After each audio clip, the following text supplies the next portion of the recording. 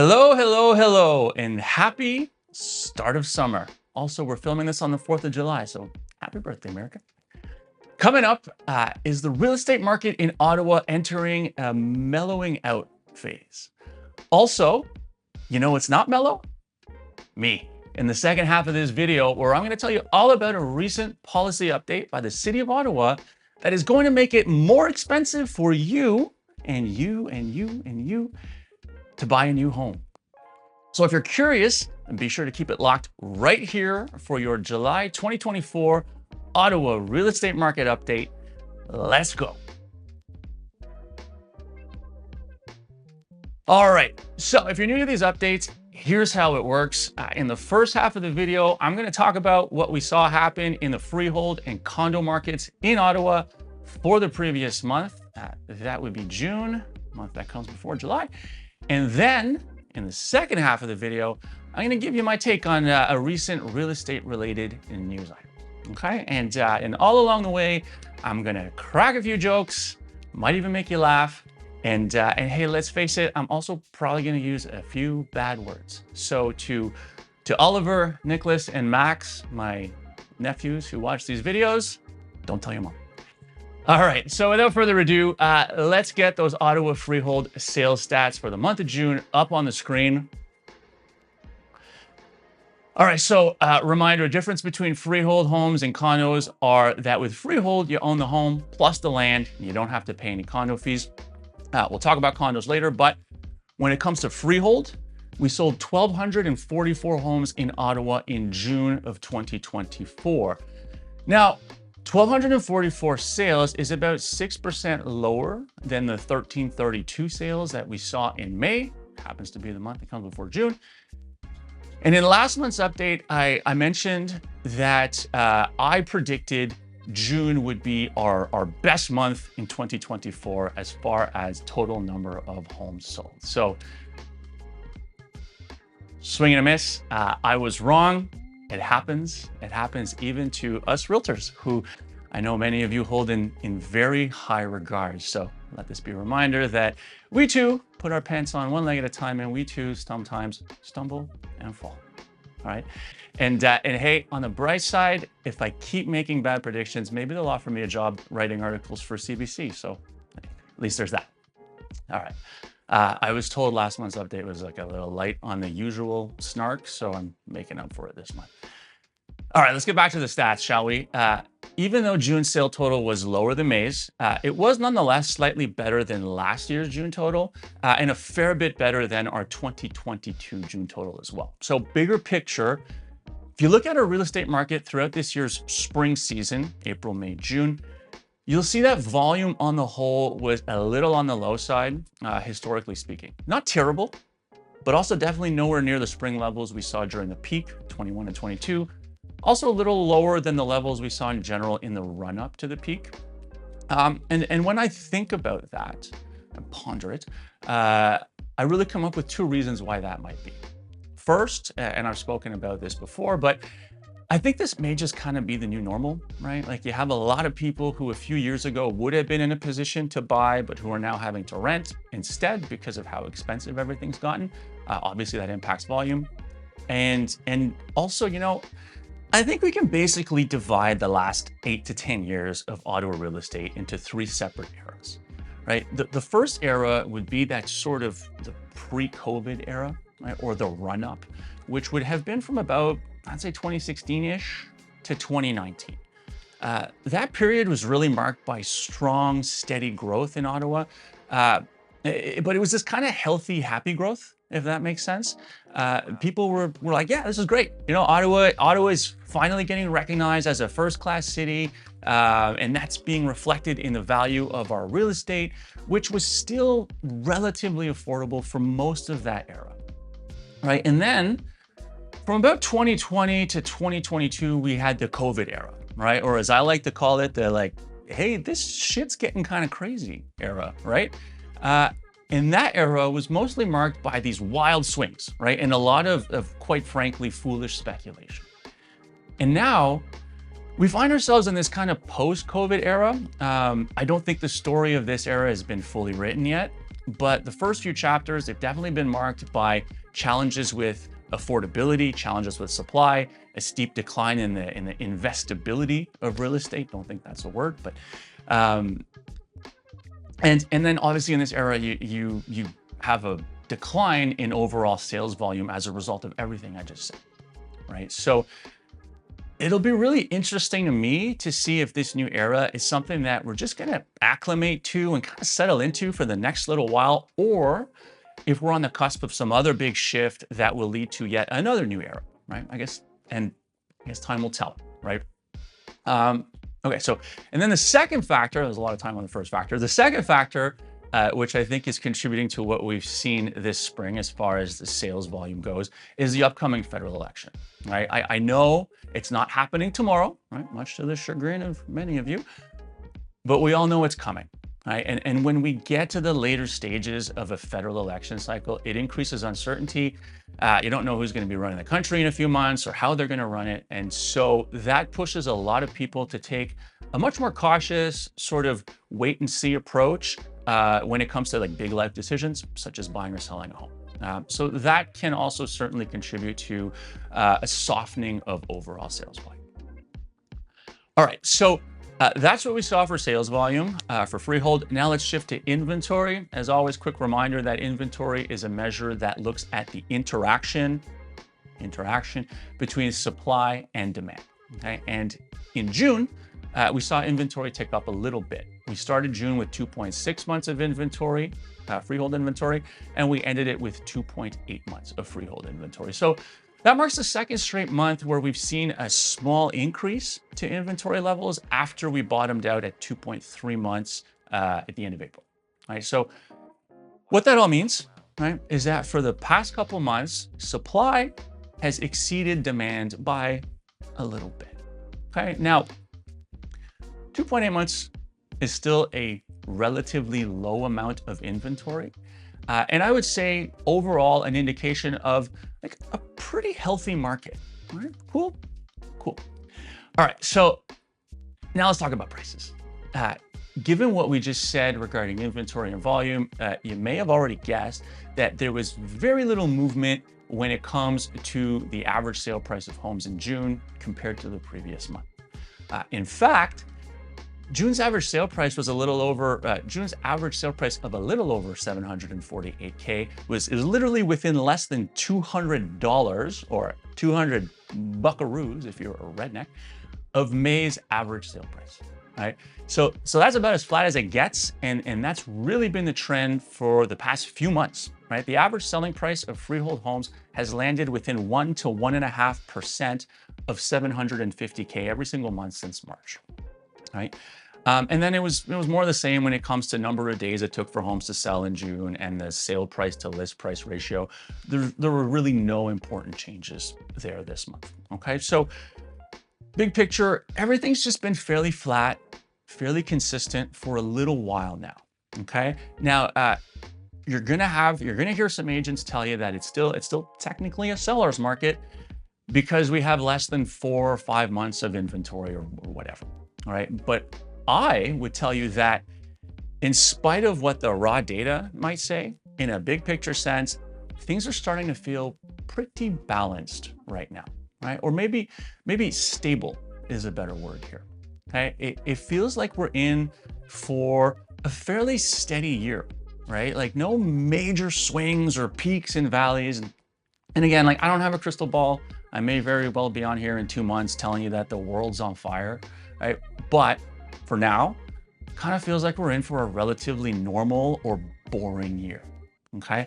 And you know, one last point on this, we often tend to talk about the market in terms of whether it's a buyer's market or a seller's market or a balanced market, right? And I've said this before, but I find that those terms can often be misleading and they result in overgeneralizations, right? They don't always paint a clear picture of what's actually happening in the market and what it's like to be participating in the market, right? So over the past few years, I've seen a bunch of situations where you'll have a property that's literally been sitting on the market for months and months and months, and where the seller's just not willing to negotiate on the price at all because, hey, it's the seller's market, right? Well, like, no, not for you, it's not.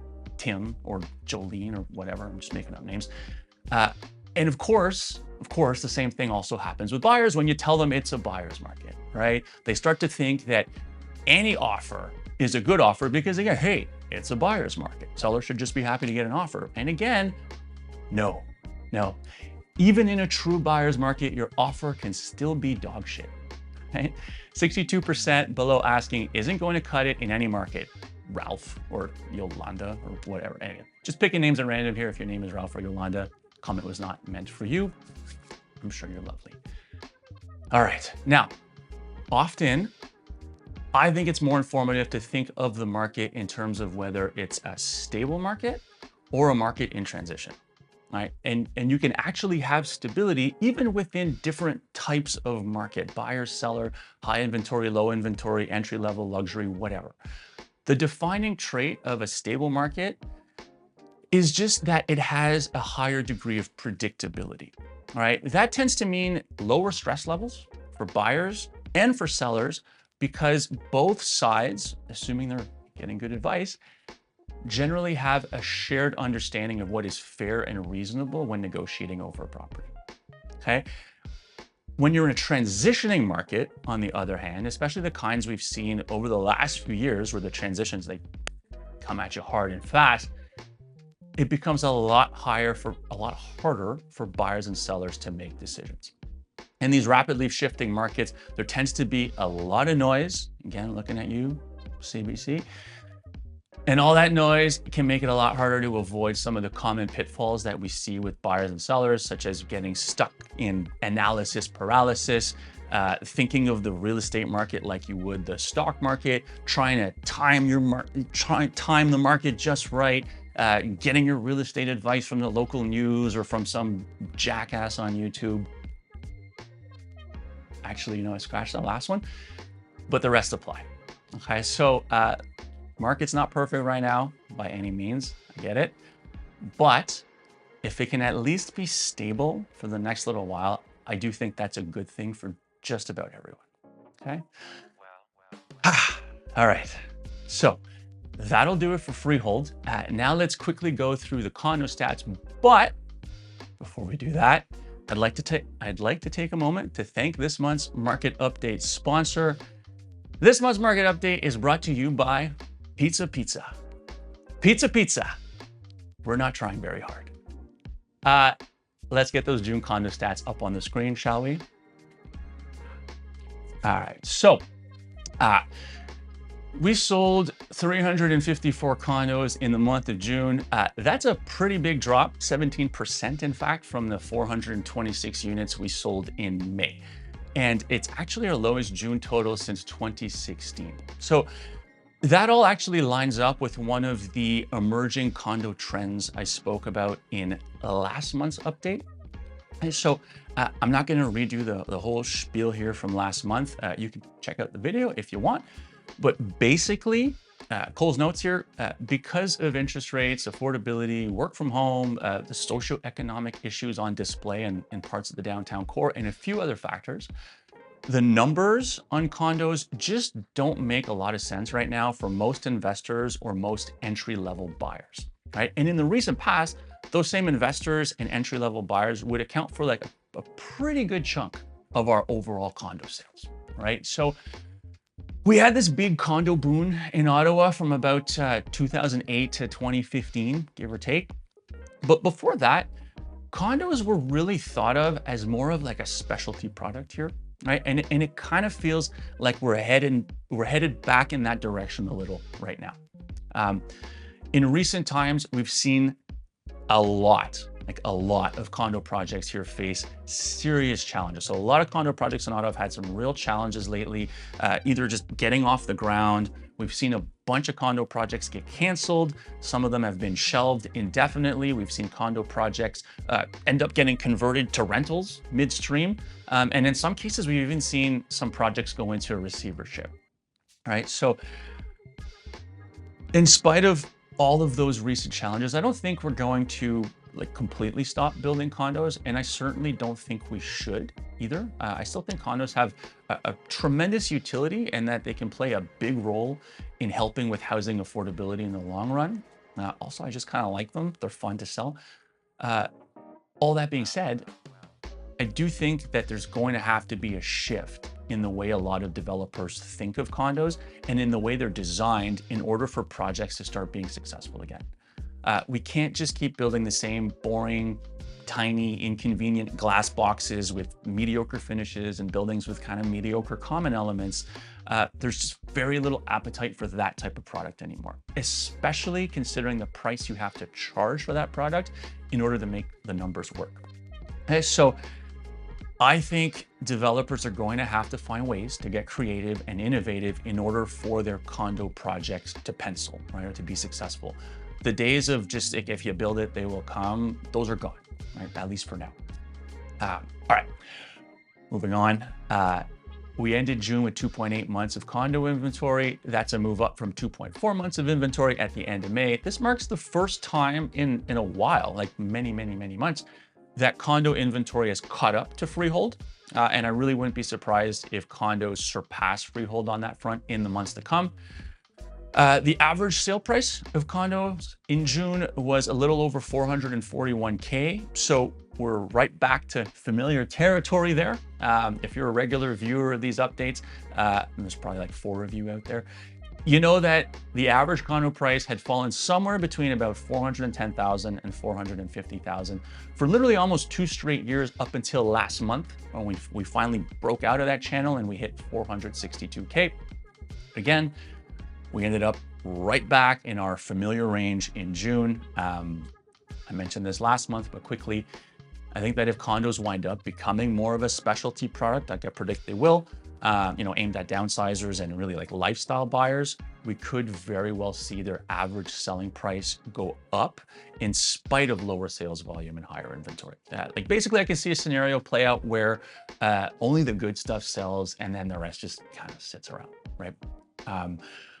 Wrapping up on condos here, average time to sell in June was 31 days and the sale price to list price ratio is 98.4%, pretty much in line with what we've seen as of late. All right, so that'll do it for the stats this month. I hope I learned you something. And now let's get to my rant, shall we? All right. So let's tee this one up.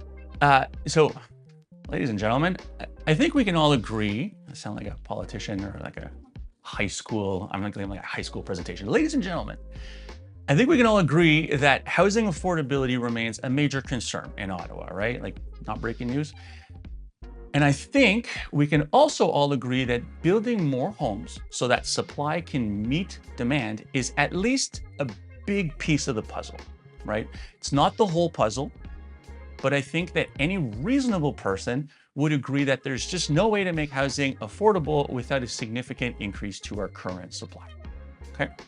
And the third thing that I think we can all agree on is that the dream of home ownership should not only remain alive and well in Canada, but it should also be alive and well, right? It should also be attainable in cities like Ottawa, okay?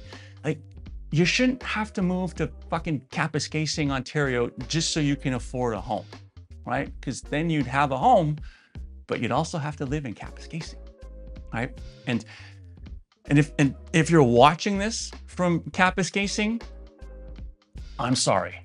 I wasn't aware you had internet there yet. I bet.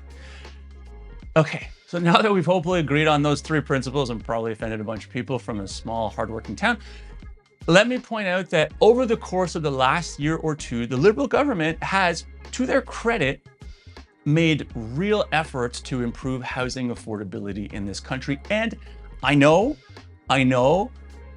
don't throw your screen, don't throw your phone. Most people will say that Liberals are in large part responsible for creating the problem that they are now attempting to help solve. And that is very fair criticism. But as of late, they have taken steps to improve things, okay? And a lot of those steps involve setting aside large buckets of federal money to create funds that municipalities, hard word, can access for housing, right? So we now have a $6 billion infrastructure fund. In 2023, the feds created a $4 billion housing accelerator fund as well. And then they added another $400 million to that fund in this year's budget. And the stated goal of these federal initiatives is quite literally and quite simply to help build more homes faster, right? Direct quote, build more homes faster, right to the point. And so the way it works is that a municipality like the City of Ottawa can apply for some of these federal funds by submitting something called a housing action plan to the federal government. And in their housing action plan, municipalities have to demonstrate how they intend to meet like a bunch of housing related criteria that have been established by the feds. Okay, so I won't go through the criteria in detail, but the gist of all this is that in order to get federal funding, municipalities basically have to show that they will effectively use those funds to accelerate growth of their housing supply. Okay, still with me? So use the funds to accelerate the growth of housing supply. And good news for the people of Ottawa, our city submitted an application and was awarded $176.3 million spread over 10 years from the Federal Housing Accelerator Fund. Right? Yeah, we did it. We did it. Now that $176.3 million is, by the way, the fourth largest amount awarded to any Housing Accelerator Fund application. It's just behind the entire province of Quebec, which got $900 million, the city of Toronto, which got $471 million, and the city of Calgary, which got $228 million. Okay? And again, I want to be crystal clear here, so I will repeat myself. The end goal to all this is that it's supposed to be a way to make housing more affordable. Okay?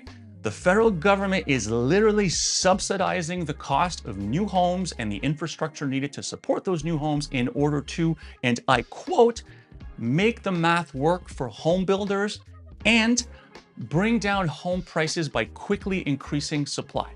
Again, like pretty cut and dry, right? So everything's looking pretty good so far, right? In fact, here's what Mark Sutcliffe, Ottawa's mayor, had to say about the city's successful application to the Housing Accelerator Fund. Again, this is a direct quote from our mayor. He said, Ottawa's new official plan in combination with the Housing Accelerator Fund will help the city take immediate action to mitigate the housing crisis. And then he went on to say that the funding announced today represents a significant investment towards made in Ottawa solutions to get homes built faster and support the systemic changes needed to address our housing challenges. Yes. So he said that, and then he did this.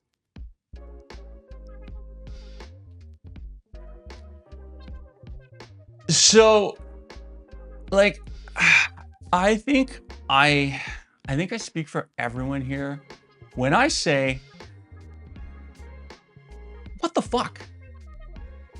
Seriously? So the city of Ottawa gets a bunch of money from the federal government, and that money is specifically meant to help make it less expensive to build homes. And then they immediately turn around and jack up development fees by about 12%, making it more expensive to build homes.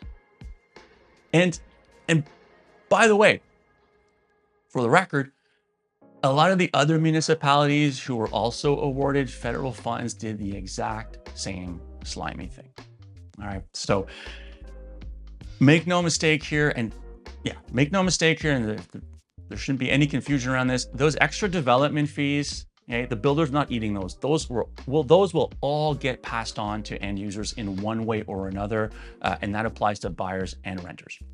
So this all kind of feels like a form of like municipal money laundering, right? Like, I mean, the city gets a large amount of money dropped into its lap, but the funds can only be used for very specific, helpful things.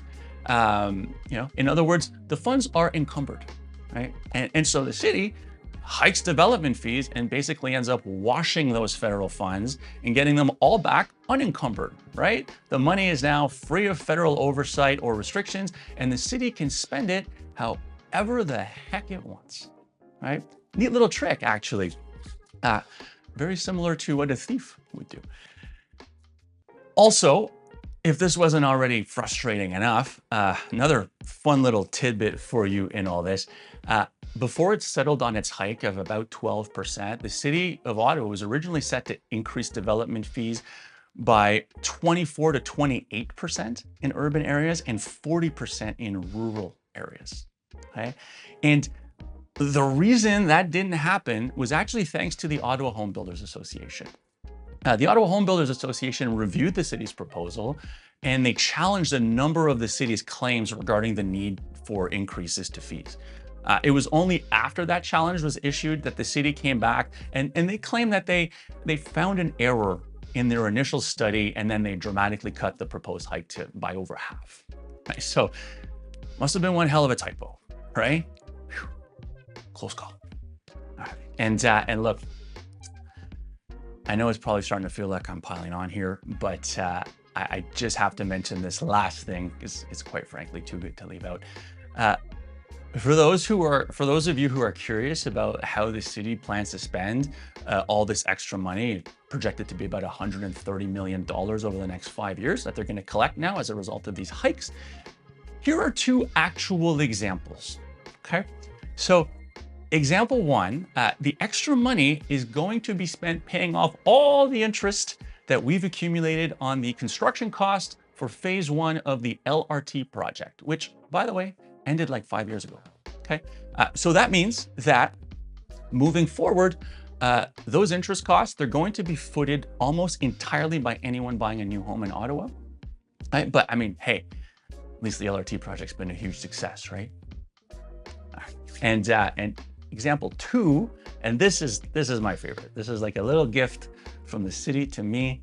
The city of Ottawa is going to use the extra development fees to, and I kid you not, build an Olympic-sized swimming pool that is going to be used to hold swim meets and attract tourists to the city. Like, is our city being run by like a bunch of 14-year-old boys? Like, hey guys, hear me out. Got an idea. Let's make a swimming pool. People love swimming pools. We could get a slush puppy machine. We could sell chocolate bars. It's gonna be girls in bathing suits, eh? We're gonna be rich. So yeah, you just wait, Ottawa. Nothing gets folks excited quite like amateur swimming competitions. Sure, once those swim meet dollars start rolling in, see ya, housing crisis. All right, now, to be fair to the city, in an attempt to paint a somewhat balanced picture here, it's true that everything nowadays is more expensive, and so the cost for maintaining existing infrastructure and building new infrastructure has increased. And the city, who got a lot of criticism for all of this, rightfully so, by the way, was also very quick to point out that our development fees are still lower than they are in a lot of places in and around the GTA, right? So, hey, we're not the worst. I guess that's something. And look, I want to be very clear about one thing here. This increase in development fees, right? It is just the latest way in which our city directly contributes to making our housing less affordable, right? You can ask literally anyone who has ever been involved with a construction project in Ottawa, whether it's building an entire subdivision or a high rise, or just a single home build, a conversion, even just like a large scale reno. Hey, I guarantee that they will tell you all about how brutally convoluted and complicated and just painfully slow our processes are for getting anything approved around here, right? And because of that, construction projects and applications in the city almost always end up getting bogged down and even just suffocated with like petty bureaucracy, red tape. To get literally anything done here, you typically have to pass through multiple rounds of wildly inefficient consultations, hearings, revisions, approvals, etc. And then you just kind of rinse and repeat. And hey, don't forget to pay those fees every time you go through the cycle, right? So And also many of the decisions made by the city at various stages of these projects, they often feel like they're just kind of made on a whim, right? A lot of the time, it'll come down to a single city planner or a single councillor or a single building inspector to make the final call. And there's no consistency or even rhyme or reason to the decisions that get made from one application to the next, right? Which obviously makes it really, really hard for these projects to maintain efficiency. Like you don't know what the rules are, right? And so it's even gotten to the point now where we have this huge side industry of consultants in Ottawa whose sole purpose is literally just to help you navigate the city's confusing maze of approvals and processes, right? And if you don't have one of those consultants on your side, even for a small project, like good luck, right? So as you can surely imagine, the dynamic I just described adds significant bloat to the cost of any development project in the city. And of course, as always, those added costs ultimately just get passed on to the end user. Things either cost more or projects get canceled, which reduces supply, which again makes things cost more. Okay. And so that's a big part of why it is damn near impossible to successfully build any type of affordable housing in this city. Okay. Whew. So that was a lot. Got it all out of my system for now. But okay, so where does that leave us? Okay. Well, if you want my opinion, sadly, I have a really hard time envisioning a scenario in which housing becomes materially more affordable to own in this city. I can see things maybe getting a bit better in the rental market over time, but I just don't see it happening for home ownership anytime soon, if at all, unfortunately, right? So I suppose the silver lining here is that if you own your home, I really think the value of your asset is pretty safe over the long term. And if you don't currently own your home, I do sincerely think that finding a way to get into home ownership, and I know easier said than done, but I do think it's one of, if not the single best thing you can do for your long-term financial well-being. Like, and I know that's a typical realtor thing to say, but I genuinely believe it, and I've seen it play out time and time and time again. All right, so and if you genuinely believe that as well, and you're looking for some guidance around the purchase or the sale of a home or an investment property, I'm always happy to help. You can reach out to me using the contact information below and set up a time for an initial discovery call to chat about your real estate situation and your goals.